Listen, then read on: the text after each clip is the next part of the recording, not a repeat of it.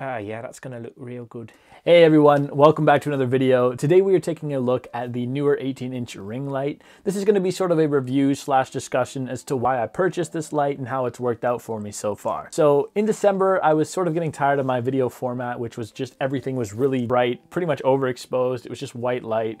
Nothing really stood out aesthetically. It just wasn't very appealing. So I did a little bit of research and I noticed that a lot of YouTubers had this look where they were like, they were well lit, and then their background was sort of like darker, but there was still some hue from Philips Hue or other LED strips. And I'm like, yeah, that looks really cool. I would love to have that in my own setup, but I have no idea how to do it. So I ended up doing a little bit of research and finding out that basically a lot of YouTubers were using these like ring lights. And at first I was like, oh, I thought those were for makeup and only makeup, but okay, I get it, it makes sense. So I ended up doing a little bit of research and picking up this one right here. Again, this will be in the description below if you guys want to check it out for yourself, but it is the Neewer 18-inch ring light and it is amazing. It gives me the exact effect that I wanted and the product itself is really good. It's built very well. I haven't had any issues with it. It's height adjustable.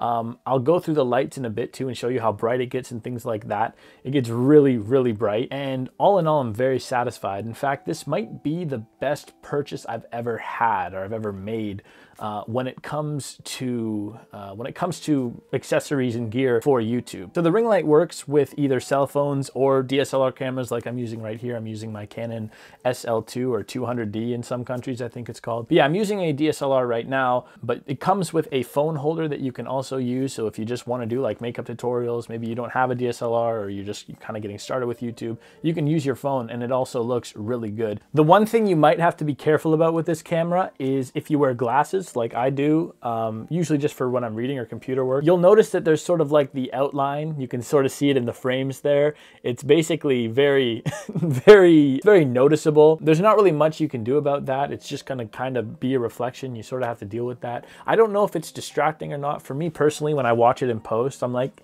yeah, I see it, but it doesn't really bother me, but it might bother you guys. So that's just one thing.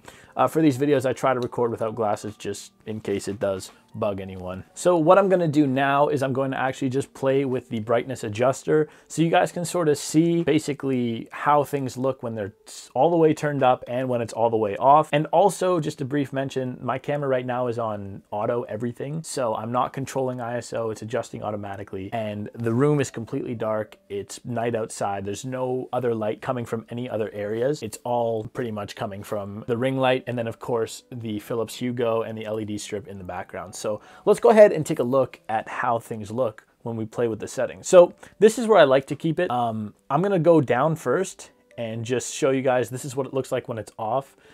I'll start turning it up now. And you guys can already see, like I barely turned it up right now. Oh, I'm out of focus.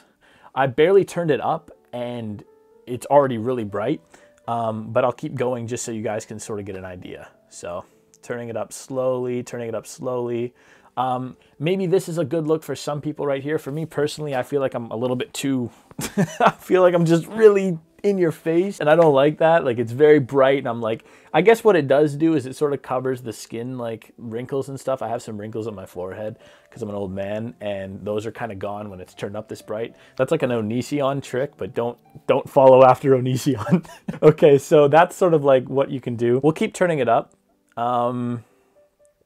Yeah, you guys can see that like my face is getting brighter and brighter, but the background is actually staying pretty dark, right? That's kind of the cool thing is like you can be so well lit and still have this very subtle, very clean looking background. So let's go ahead and turn it up even more. Now I'm starting to get really exposed here, overexposed. People are gonna start making exposed videos on me. Such a bad joke. We're turning it up. Okay, wow, this is, now at this point, by the way, it's killing me to look at. Like this actually really hurts my eyes. It's just so bright. But again, I'm just kind of trying to show you guys what you can do with this camera. We're gonna keep turning it up, keep turning it up, keep turning it up, and wow, okay, so I can't even look at it at this juncture. This is too bright, so I'm gonna turn it back down. Well, here's full. That's full. I don't see anybody ever, here. There we go. That's good for now.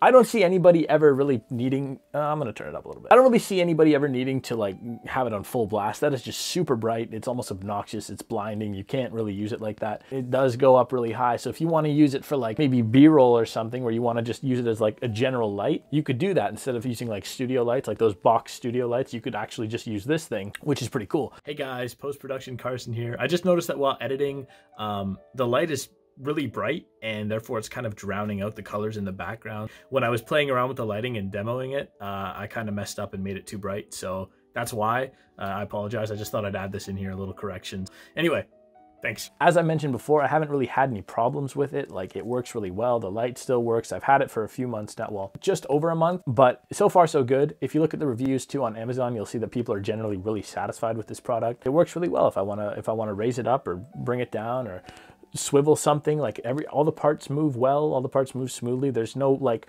parts that make me go, oh, is this gonna break, or it feels like, you know, unsturdy or wobbly or anything like that. No, everything works really well. So I'm impressed with it, especially for the price. Like, it wasn't that expensive for what you're getting. I feel like it's a really good deal. So that's going to do it for sort of my review slash discussion, because it was really more of a discussion, I feel like.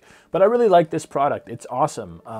It functions really well, and it's given me the effects and the look that I want. And I can honestly say that this is probably the best purchase I've ever had in terms of like YouTube gear. This is definitely something I'm super happy with, and it's going to kind of change my videos for the better for the foreseeable future. Again, non-affiliate link in the description below for this particular model. There are other sizes as well. I'm gonna go ahead and assume that the other sizes are built to the same standard. They're just literally different sizes. Hopefully you enjoyed this video. If you did, leave a like, as it helps my channel grow immensely. If you didn't like this video, can't say I blame you. Leave a dislike. Let me know how I can improve, and I'll see you guys in the next one.